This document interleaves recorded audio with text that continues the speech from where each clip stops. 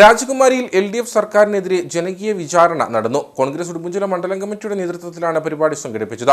രണ്ടാം പിണറായി സർക്കാരിനെ പോലൊരു ദുരന്തം കേരളത്തിന്റെ ചരിത്രത്തിൽ ഉണ്ടായിട്ടില്ലെന്ന് പരിപാടിയുടെ സമാപന സമ്മേളനം ഉദ്ഘാടനം ചെയ്തുകൊണ്ട് മുൻ പ്രതിപക്ഷ നേതാവ് രമേശ് ചെന്നിത്തല ആരോപിച്ചു. പിണറായി സർക്കാരിന് ഇടുക്കിയിലെ ജനങ്ങളോട് ബാധ്യത ഇല്ലെന്നതിന്റെ തെളിവാണ് ഇടുക്കിയെ മാത്രം പ്രതികൂലമായി ബാധിക്കുന്ന 30 കരിനിയമങ്ങളെന്നും ചെന്നിത്തല പറഞ്ഞു. പ്രതിഷേധ സമരത്തിന്റെ പേരിൽ PV അൻവർ MLA അറസ്റ്റ് ചെയ്ത പിണറായി സർക്കാരാണ് നിയമസഭ തല്ലിപ്പൊളിച്ചവരെ മന്ത്രിയാക്കിയത്. രാജകുമാരിയിൽ മാത്രമല്ല സംസ്ഥാനത്തെങ്ങും ഓരോ ദിവസവും ജനവിരുദ്ധ സർക്കാരിനെതിരെ വിചാരണ നടത്താൻ ജനങ്ങൾ തയ്യാറായിരിക്കുകയാണെന്നും രമേശ് ചെന്നിത്തല പറഞ്ഞു. കേരളത്തിന്റെ ചരിത്രത്തിൽ ഇതുപോലെ ഒരു ദുരന്തം ഉണ്ടായിട്ടില്ല എന്നതാണ് സത്യം. രണ്ടാം പിണറായി ഗവൺമെന്റ് ഈ നാടിന് ഒരു ശാപമായി മാറിയിരിക്കുന്നു.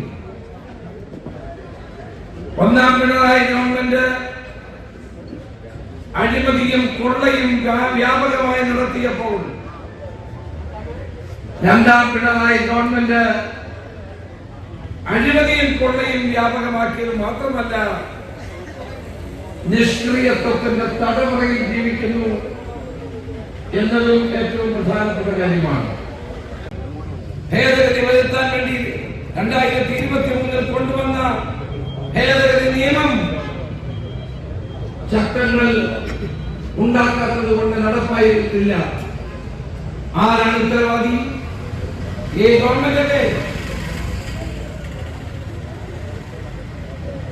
ഈ ചട്ടങ്ങൾ വരാത്തത് കൊണ്ട് റെഗുലറൈസ് ചെയ്യാൻ കഴിയുന്നില്ല അല്ലെ? അതിന്റെ ഫലമായി എപ്പോഴും നിർമ്മാണ പ്രവർത്തനങ്ങൾ നടത്താനോ മറ്റാവശ്യങ്ങൾക്ക് വേണ്ടി ഭൂമി ഉപയോഗിക്കാനോ കഴിയാത്ത അവസ്ഥയിലാണ്. ആരാണ് ഉത്തരവാദി? CHR മേഖല മുഴുവൻ വനമേഖലയാകുന്ന അവസ്ഥയിലേക്ക് കാര്യങ്ങൾ എത്തുന്നത് ഇടുക്കി ജില്ലയുടെ ജീവിതത്തെ എത്രമാത്രം ബാധിക്കും എന്നുള്ള കാര്യം നിങ്ങൾ മനസ്സിലാക്കണം.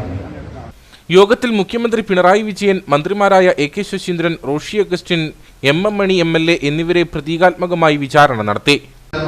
തെളിയിക്കാൻ കഴിഞ്ഞിരിക്കുന്നതിനാൽ പ്രതികൾ കുറ്റക്കാരാണ് എന്ന് കോടതിക്ക് ബോധ്യപ്പെട്ടിരിക്കുന്നു. ആയതുകൊണ്ട് പ്രതികൾക്കുള്ള ശിക്ഷ അടുത്ത സിറ്റിംഗിൽ 10/1/2025 നടക്കുന്ന സിറ്റിംഗിൽ വിധിക്കുന്നതായിരിക്കും. കോടതി നടപടികൾ സമാപിക്കും. ഡീൻ കുര്യാക്കോസ് MP, UDF ജില്ലാ ചെയർമാൻ ജോയി വെട്ടിക്കുഴി തുടങ്ങി നിരവധി നേതാക്കളും പരിപാടിയിൽ പങ്കെടുത്തു.